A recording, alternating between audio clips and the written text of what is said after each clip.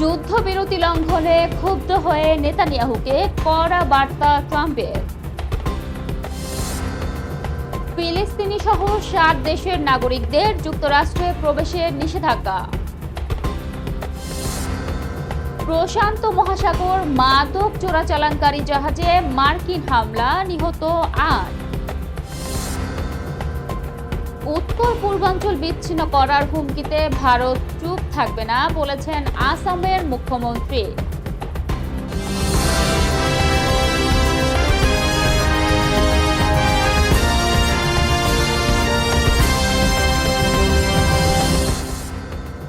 আসসালামু আলাইকুম, আমন্ত্রণ জানাচ্ছি সার্চ টিভির এখনকার সংবাদে। আপনাদের সাথে আছি আমি নীলা ইসলাম।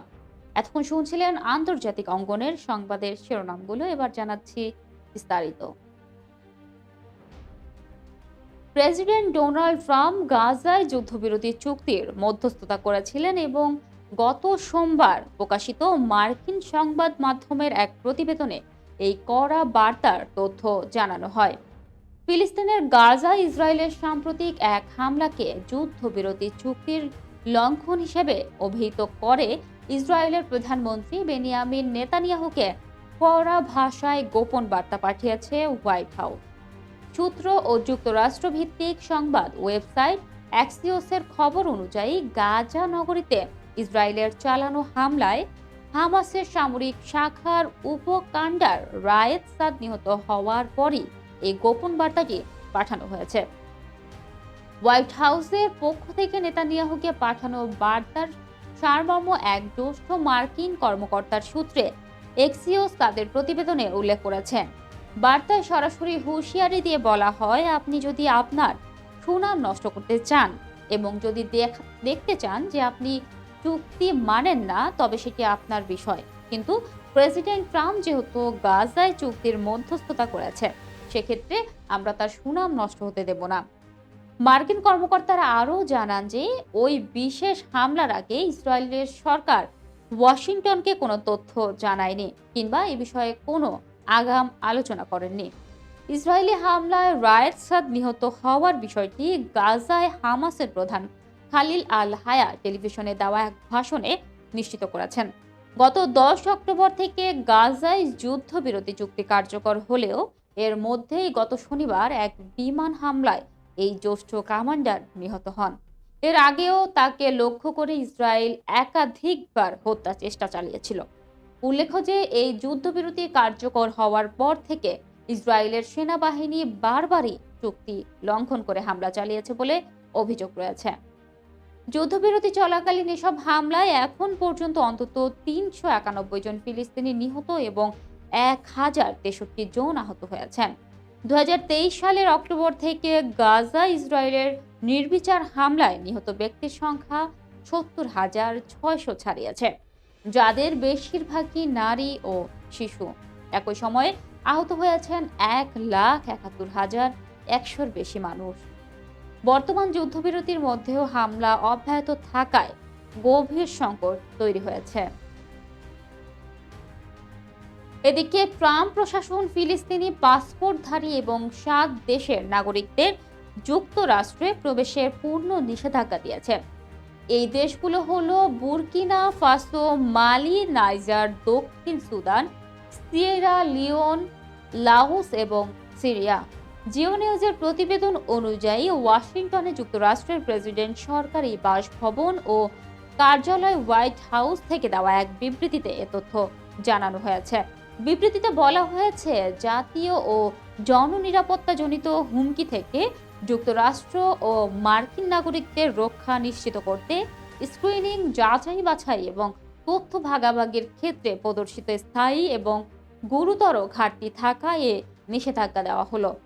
এছাড়া 2026 সালের 1 জানুয়ারি থেকে এ নিষেধাজ্ঞা কার্যকর করা হবে বলেও এতে জানানো হয়েছে। এর আগে গত নভেম্বরের শেষ সপ্তাহে 19টি দেশে নাগরিকদের অভিবাসন সংক্রান্ত যাবতীয় কার্যক্রম বন্ধ করে দেয় যুক্তরাষ্ট্র।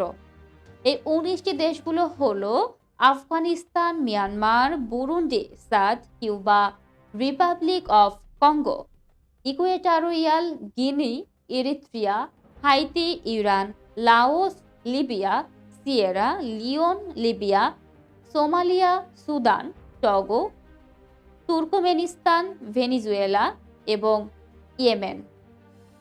এর আগে গত ৪ ডিসেম্বর দেশটির স্বরাষ্ট্রমন্ত্রী ক্রিস্টি নোম মার্কিন সংবাদ মাধ্যমে দেওয়া এক সাক্ষাৎকারে জানিয়েছিলেন, এই তালিকায় থাকা দেশের সংখ্যা অন্তত ৩২টিতে উন্নত করার সিদ্ধান্ত নিয়েছে ট্রাম্প প্রশাসন।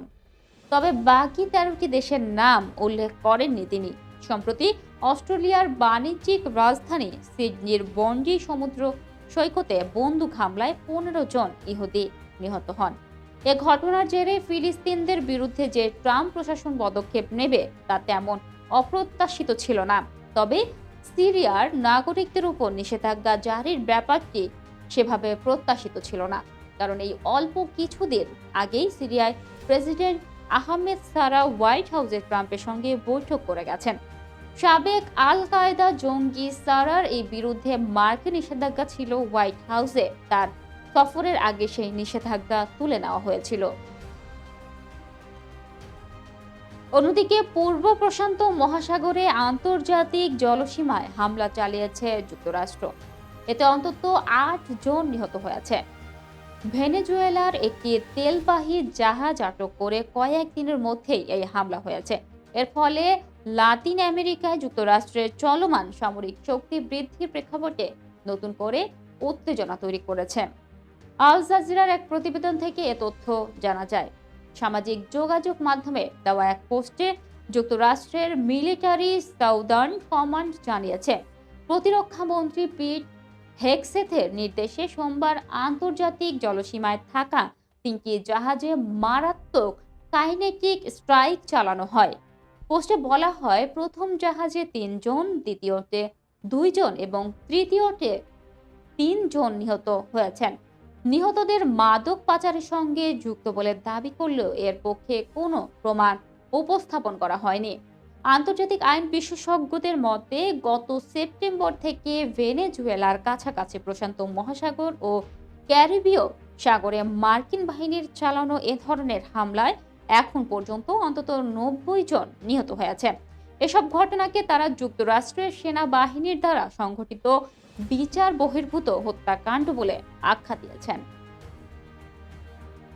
এদিকে ভারতের মূল ভূখণ্ড থেকে উত্তর পূর্বাঞ্চলে নর্থ ইস্ট বিচ্ছিন্ন করার হুমকি অব্যাহত থাকলে নয়াদিল্লি বেশি দিন চুপ থাকবে না বলে হুঁশিয়ারি দিয়েছেন আসামের মুখ্যমন্ত্রী হেমন্ত বিশ্ব শর্মা।